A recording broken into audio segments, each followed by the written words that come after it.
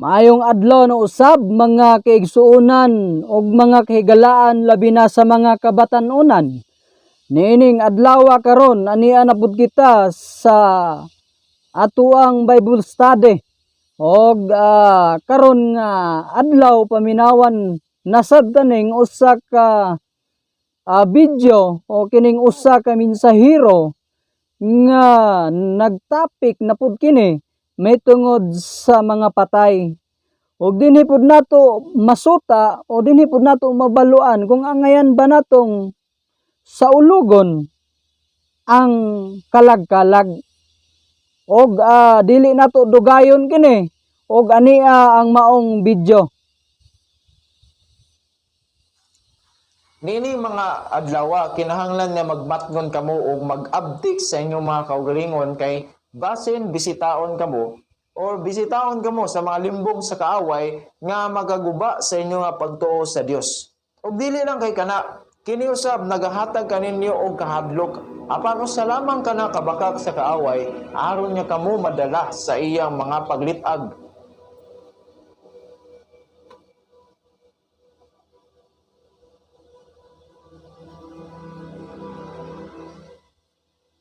Welcome diay sa atong channel ug atong daigon og pasalamatan ang atong buhi nga Dios sa yandako nga paghigugma kanatong tanan. Karon ayaw ninyo kalimti ang pag-subscribe sa atong channel Bible PowerPoint ug sa pag-click sa bell icon aron magpadayon kamo nga makadawat og notifications sa sunod nato nga mga presentation. Daghan karon ang mga nagselebrar sa kalag-kalag ug daghan ang mga nagabisita sa mga lubnganan sa ilang mga minahal sa kinabuhi. Dili nato malimod nga majority sa mga Kristohanon nagaselebrar niini. Disclaimer mga higala, dili kini sa pagpanghilabot sa mga katawhan nga nagselebrar apan kining ato nga video nagpasabot lamang sa kamatuoran. Atong tanawon ang kasaysayan ini nga Halloween o nga ginatawag nga Hallows Eve or Holiness Eve nga gikan sa pulong Saints Eve or alang sa kasayuran sa uban tulo kini ka mga nagsunod nga mga pagsaulog nga gikan sa Oktubre 31 nga mao sa gabi nga mao ang Halloween o sa Nobyembre 1 nga mao All Saints Day o sa Nobyembre 2 nga mao All Souls Day. Kining tulo ka mga celebration nahimo kining combination sa pagano o mga Kristiyano nga pagtulunan. Ang mga pagano nga Celts sa Northern Europe sa 2000 katuig nga naglabay nagselebrar sa ginatawag nga Samhain or Summer Ends sa Oktubre 31 nga mao'y gituhan nila nga ang kalibutan sa mga buhi ug patay mihanap og nadugtong na. Ug dining panahon na sila magsulot og makahadlok ka mga sinina o mga demonyo nga mga costumes aron dili sila samukon daw sa mga espiritu sa patay. Mao kini ang pagano nga kahimuan sa Celts. Ug nianang panahon na adunay mga halad nga ilang himuon alang sa mga Dios nga gituhan, nga ilang gituhan. Sa panahon sa 43 AD, gisakop sila sa Roman Empire ug nahimong kabahin na sa Roma ang ilang mga tradisyon sa pipila ka mga tuig. Sa May 13 AD 609, si Pope Boniface IV naghimog pagsaulog alang sa mga martir nga nangamatay apan sa panahon nga milabay si Pope Gregory III sa 8th century AD, naghimo sa bisag pagsaulog nga ginatawag nga All Saints Day nga iyang gibalhin ng Mayo 13 ngadto sa Nobyembre 1 nga mao kana karon ang adlaw sa mga balaan or All Saints Day. Sa 1000 AD, ang simbahang Katoliko nagasugod usab sa pagsaulog sa ginatawag nga All Souls Day o sa atong termino kalag-kalag. Atong nakita nga ang pagano nga adlaw sa mga patay gipasundan usab sa tradisyon sa simbahan nga nagahiusa o nahimo nga ang pagselebra sa Celtics nga pagano na adapt mismo sa mga Kristohanon karong panahon na. Ang Biblia nagasulti sa Efeso 5:11 og dili kamo magambit sa mga walay bunga nga buhat sa kangit-ngit kundi hinunua pagabadlungon ninyo sila. Unsa man ang kaparehas nining mga adlaw? Ang tubag simple lang, ang pagpakigdugtong sa mga patay o pagpakig-istorya sa mga patay or muna ginatawag communication to the dead.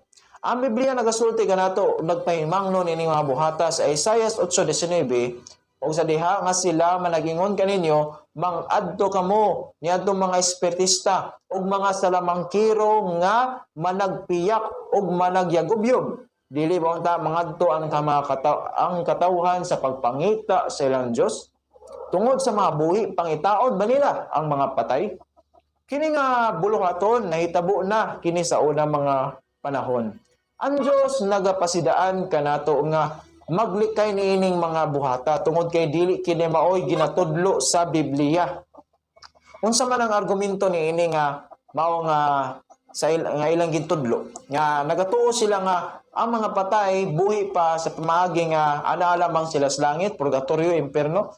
Niining mga adlaw nagatuo ang mga kadaghanan nga mga patay pwede pang makabisita sa mga buhi. Aron basahon daw ang Salmo 146:4, mugulang yang gininhawas yuta siya mobalik. Niya nang maong adlaw mahanaw iyang mga hunahuna. Kung nahanaw na ang iyang pangunahuna, makahimo ba ang patay nga makabisita sa kalibutan sa mga buhi? Job Kapitulo 7, versikulo 9 hangtod sa 10, sama sa panganod nga mahurot og mapapas, pamanusab ang manaog gadto sa Sheol, dili na mobalik sa ibabaw. Dili na siya mobalik sa iyang balay, ni makaila pa kaniya ang iyang pinuy-anan. Ang Biblia nagdumili sa mga buhat nga sama sa pagpakigistorya sa mga minatay tungod kay kini dili iya sa Dios, kundi iya sa Yawa. Matod pa sa Deuteronomio 18:10 hangtod sa 12 atong basahon, dili hikaplagan uban kanimo ang bisan kinsa nga magpaagi sa iyang anak nga lalaki kun anak nga babae sa kalayo. Usa nga nagagamit sa pagtagna, usa nga nagapahimalad kung anting-antingan o diwatahan, kung magwiwili, kung magpakitambag sa mga kailang espiritu, kung mag-iilang nga malalangon, kung magapangutana sa mga minatay. Kay dulumtanan alang kang Hiyuba, ang bisan kinsa nga nagabuhat na ining mga butanga. O tungod ni ining mga dulumtanan, gisalikway sila ni Hiyuba nga imong Diyos sa imong atubangan. Wala may sala kung atong duawon ang mga lubnganan sa atong mga namatay nga higala o minahal sa kinabuhi. Apan, traditionally, sama sa naandan karon, adunay daghang rituals nga nagpaila lamang nga sila nagatuo nga sa mga pagano nga nagtudlo sa mga paghalad pagkaon sa pangapatay, pagselebrar og Halloween o pagampo alang sa mga patay o mga santos. Kining tanan, isa lamang katimaan nga ang pagano o Kristiyano nagkausa sa maong pagsaulog. Atong mahibaluan ang mahitungod sa mga santos, kay wala sila sa langit. Atong makita nga gisulti ni Kristo Jesus sa mga mga apostoles, samtang ania pa sila sa kalibutan sa Juan 14:3. Ug kung ako makadto na, ug makaandam kaninyo og dapit, muanhi ako pag-usab og panadon ko kamo uban gayud kanako aron niya kun asa ako atuaw sab kamo. Dini klaro kayo nga wala pa ang mga santos nga giila sa dakong simbahan nga nakaadtog langit tungod kay nagulat lamang sila sa pagbalik sa Ginoo. Buti pasabot nga nagahulat lamang sila ug karon patay sila, dili pa sila buhi. Ang Biblia nagasulti mahitungod sa kalag nga daw si Samuel nga nagpakita kang Saulo tungod kay gihangyo ni Saulo ang espiritista sa Endor aron magpakita kaniya. Dinhi ato makita nga dili kini iya sa Dios tungod kay una ang iya nga gihangyo nga tawo nagtrabaho og dulumtanan nga buhat atubangan sa Dios. Ikaduha, niining panahon na si Saulo nahibulag na sa Dios. Nag-ingon ang Biblia sa 1 Samuel 28:11-16, unya mingon ang babae, kinsay akong patunghaon nga kanimo. Og siya mingon, patungha kanako si Samuel. Og sa pagkakita sa babae kang Samuel, siya misinggit sa usa ka hataas nga tingog. Og ang babae misulti kang Saul nga nagingon, nganong naglimbong ka kanako? Kay ikaw mao si Saul. Og ang hari mingon kaniya, ayaw kahadlok kay unsay nakita mo? Og ang babae mingon kang Saul, akong nakita og usa ka Dios nga nagkagula gikan sa yuta. Og siya mingon kaniya, unsang dagwaya siya? Og siya mingon, usa ka tigulang nga tawo nagagula. Og siya giputos sa usa ka kupo. Og si Saul nakailang nga kadto mao si Samuel og iyang giyukbo iyang naong ngadto sa yuta og mihatag og katahuran. Og si Samuel mingon kang Saul, ngano nga ikaw nagsamok kanako sa pagpagula kanako? Og si Saul mitubag, ako nagakaguol sa hilabihan gayud kay ang mga Pilistihanon nakigubat bato kanako ug ang Dios mibulag gikan kanako ug wala na motubag kanako sa pinaagi sa mga manalagna, pinaagi sa mga damgo, busa gisampit ko ikaw aron niya ipahibalo mo kanako kung unsay akong pagabuhaton. Og si Samuel miingon ngadto miingon ngano man nga mangutana ka kanako sa nakita mo nga si Hiuba mibulag gikan kanimo og nahimo nga imong kabatok. Si Saulo nagunahuna nga ang iyang gikaistorya mao mismo si Samuel. Apan kini nga istorya nagpainumdum kanato nga ang pagpakig-istorya sa mga minatay usa na ka naandan nga practice sa mga pagano sa karaang panahon. Karon nato makita nga kini nga espiritu nagagikan sa yuta timaan nga dili kini iya sa Dios. Atong hinumduman nga si Samuel balaan niya propeta sa Dios. O kung tinuod niya siya gidala sa langit, dili unta siya gikan sa yuta. Kinsa man day kining nagpakita kang Saulo? Ang tubag mga higala mao kini. Ang yawa o demonyo nga makahimo sa nga magpakita ingon nga anghel sa kahayag. Sa 2 Corinto 11:14 ug dili katingadaan kay bisan pangali si Satanas magpakamanulunda sa kahayag. Pahayag Kapitulo 16:14 kaya mga espiritu sila sa mga yawa nga magabuhat og ilahanan.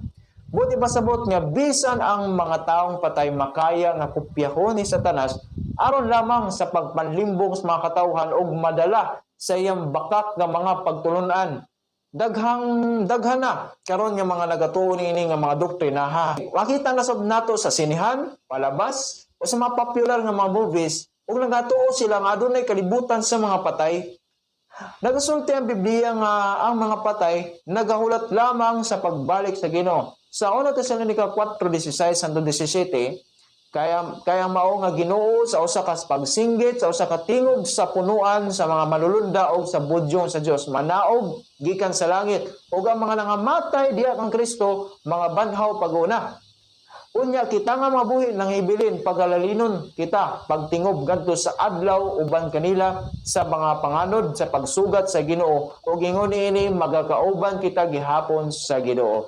Ang Biblia klaro kaayo nga ang mga patay nagahulat lamang sa ikaduhang pagbalik sa Dios ug labi na sa mga balaang katawhan sa Dios nga maoy unang mabanhaw og dad-on sa langit. Ang Biblia nagpasidaan kanato nga dili maayo ang pagpakig-uban sa mga pagano nga mga pagtulunan tungod kay kini na sulat sa 1 Corinto 10:21 kamo dili ara makainom sa kupas Ginoo ug sa tagayan sa mga yawa kamo dili ara makaambit sa lamisa sa Ginoo ug lamisa sa mga yawa. Kung imo obserbaran ang kini nga mga buluhaton usa lamang ang masulod sa imong hunahuna. Nahimaya ba ang Dios niining mga pagsauluga? Ang tubag wala. Makita nimo nga mas gipadako dinhi ang kalibutan sa kangitngitan, mga horror nga palabas, mga makahadlok nga mga sinulutan ug labaw sa tanan ang pagpakigsandurot sa mga gituohang patay. Nga ato na ibaluan nga si Satanas mao nagpaluyo niini. May gala, hibaluan nato nga dili tanan nga uyon sa tanan mao na ang kamatuoran. Apan alang sa mga Kristohanon, makahimo kamo sa paghimo og bakasyon o pagpakiguban sa inyong pamilya nining adlaw tungod kay wala may trabaho. Wala may trabaho, walay eskwela, so pwede ka mo mag-enjoy nining adlaw pero I hope nga yan na no. Aduna na kami na siren sa atong mga video. Ayaw kalimot no pag-subscribe sa atong channel o i-share kini ngadto sa inyong mahigala aron nga makahimo kamo sa pagpahat sa may balita. So God bless sa tanan. Bye-bye. Klaro kaayo mga kaigsuonan no nga dili gyud ang ngayan nga sa ulogon ang kining gitawag nilang kalag-kalag no atong hinumduman nga usa kini sa mga kining tradisyon nga iya sa pagano atong hinumduman nga gihisgutan didto sa maong video sa maong mensahero nga gibasa pa gyud niya nga ang yawa nagpakaaron ingnon labi na karon nga panahon, no? Ning nagpakamanulunda siya sa kahayag. Sa boti pasabot usahay naay aka na bitong makita nato sa atuang mga sa atong kalibutan, labi na kung adunay mawala sa kalibutan o adunay mamatay, nga moingon dayon ta nga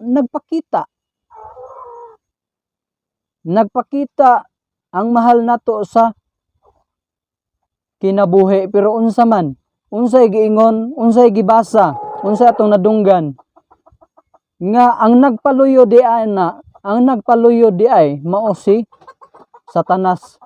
Atong hinumduman nga kung atong basahon o sumala sa atuang nahibaluan o nadunggan nga gibasa sa usa ka mensahero nga si Satanas nagpakamanulunda sa kahayag. Sa ato pa hiniday mo panaw ang mahal nato sa kinabuhi, unya magpakita naamang na daghanag nakasinati ni ana kana di ay dili na di ay ang Ginoo ang nagpaluyon ni ana, mao di ay si Satanas. Kay ngano man sumala pa sa tuang nabatian, sumala pa sa pagtuon nga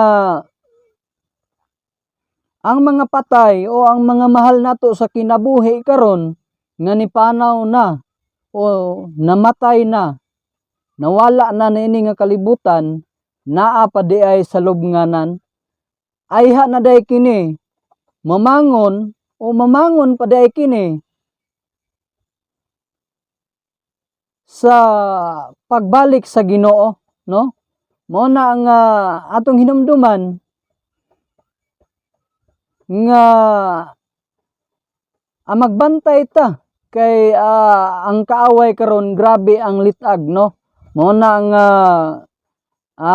kining video usa kini nga makahatag kanato og dugang pa ngay kahibalo sa atoang paglakaw nining kalibutana og pagpangalagad labi na sa atoang kalibutan karon, no? Nga grabe ang pagpaningkamot sa yawa nga haron lang ang tao mailad, no? Haron lang ang mga katawhan mailad, unya kung dili kita magtuon sa balaang kasulatan mailad gyud kita.